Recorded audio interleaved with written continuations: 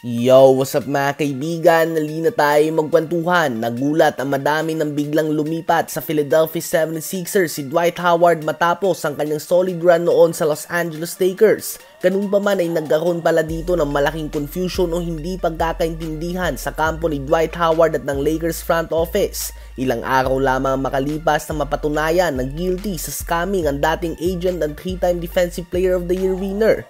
At isa sa mga panloloko na ginawa niya kay Dwight Howard ay nung sabihan niya si Howard mga kaibigan na walang offer sa kanyang Los Angeles Lakers. Sa YouTube video ni Dwight Howard kung saan kausap niya ang Lakers owner Jeanie Buss ay sinabi niya na nalungkot nga daw siya dahil gusto na sanang bumalik sa Lakers at hindi niya alam kung ano ba nangyari. Ayon naman kay Jeanie Buss ay tinanggap niya umano ang offer ng Sixers. Paliwanag naman ni Dwight Howard ay ginawa niya lamang ito dahil sinabihan siya ng dati niyang agent na napatunayan bilang isang scammer na walang offer sa kanyang Lakers, kung saan sinabi ng Lakers president na hindi yan totoo. Agad na nagmakaawa si Dwight Howard at sinabi niya na in shape pa din nga daw siya at sana ay mabigyan pa siya ng isang pagkakataon na makabalik sa Lakers. Kwinento din ni Dwight mga kaibigan na nasaktan siya nang hindi siya makatanggap ng offer dahil inakala niya na may nagawa siyang kasalanan. Naniniwala din umano siya na may kakayahan sila na magkampiyon ulit kung nanatili siya sa team na ito.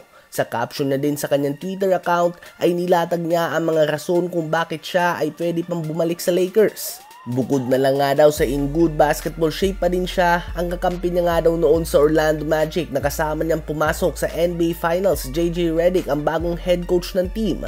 Ayaw na din umano ni Anthony Davis na maglaro ng center position at naklaro na nila ng Lakers owner Jeanie Buss ang hindi pagkakaintindihan. Kaya naman ano pa nga daw ang humaharang dito? Well, kung nakukulangan pa nga kayo sa rason na binigay ni Howard kung bakit siya ay dapat nakunin ulit ng Lakers, it was reported few days ago ni Shams ng ESPN na ang Lakers ay naghahanap pa din ng center ngayon dahil bukod sa ayaw ni Anthony Davis na maglaro ng center position at para na din makabalik sa pagiging full-time small forward sa depensa si LeBron, isang buwan pa nga mga kaibigan na out si Christian Wood sa dahilan na inoperahan ito sa kanyang tuhod at hindi pa pinapayagan ng NBA si Christian Coloco na maglaro dahil sa kanyang blood clot issue na hindi nga talaga ideal situation para sa medical report ng isang manlalaro.